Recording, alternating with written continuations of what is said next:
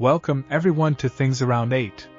Dear friends, in this video we will talk about a statement made by the United States and Poland, which guaranteed that if Vladimir Putin uses nuclear weapons in Ukraine, the United States and other allies will enter that war with full force.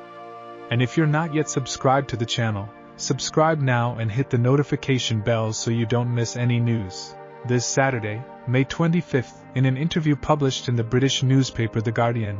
the Polish Minister of Foreign Affairs, Radoslaw Sikorski, disclosed a series of strategies that, in his opinion, should be implemented in Europe to stop what he calls ambitions Vladimir Putin's imperialists. Among the various strategies presented, the highlight is the immediate and urgent increase in European investments in defense, to ensure that all NATO member countries reach the threshold of 2% of GDP invested in this sector, and the creation of a permanent detachment of a European mechanized brigade,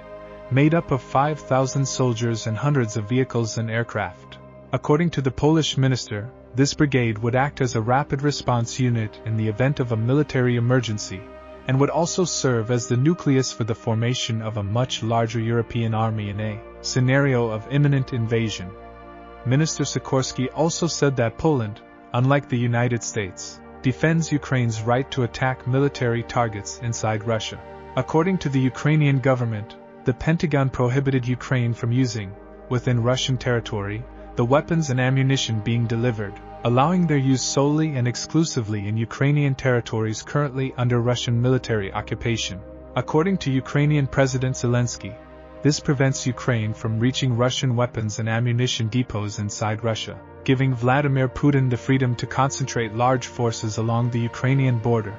which is precisely what allowed Russia to launch a new offensive against North Kharkiv in early May this year. According to the Ukrainians, if the United States had not imposed this ban, weapons like HIMARS would have been used against the large concentrations of troops, weapons and ammunition that Putin has accumulated along the Kharkiv border. And Putin, knowing about this ban, obviously takes advantage of this situation to gain tactical advantage in attacks across Ukrainian borders. But, of all the points addressed by Minister Sikorski, the main one was the urgent rearmament of Europe. Poland is the European country that invests the most in defense, with around 4% of its GDP directed to this sector, ahead of even the United States, with 3.5% of GDP. But many countries are still below the 2% threshold stipulated by NATO, such as Germany, with just 1.6% of GDP. According to the Polish minister, the basis for confronting Russian expansionism is the joint increase in these investments throughout the bloc,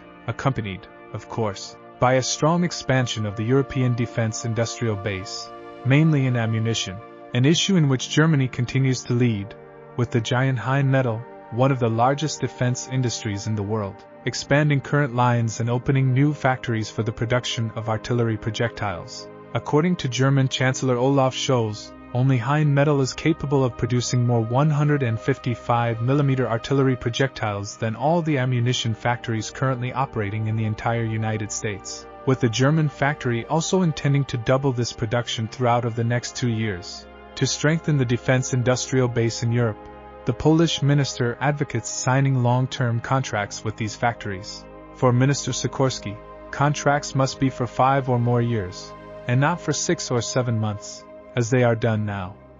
Another point mentioned in his interview was Vladimir Putin's constant nuclear threats. For the Polish government, and other NATO members, one cannot play with nuclear weapons, much less use them as a means of provocation or intimidation. In the same way that a person cannot threaten to fire a firearm at their neighbor, a country cannot threaten, over and over again, to launch nuclear weapons at its neighbor because of a war that it itself started. That is not the purpose of nuclear weapons, which should serve exclusively as a means of deterrence and not intimidation, as Putin and other top members of his regime, such as former President Medvedev, regularly do. And the Polish minister went even further, saying that the United States assured him personally and also publicly that if Russia detonates a nuclear weapon in Ukraine, even if it is a low-destructive tactical device, the United States will attack with weapons.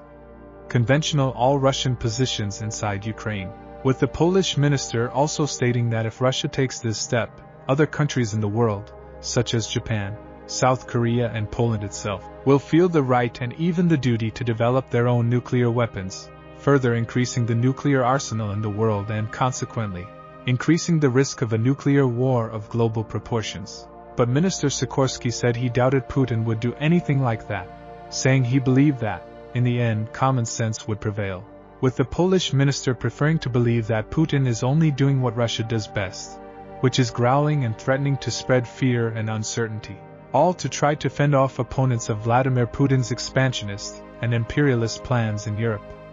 Something that, according to Minister Sikorski, NATO has a duty to prevent. And if you're not yet subscribed to the channel, subscribe now and hit the notification bell so you don't miss any news.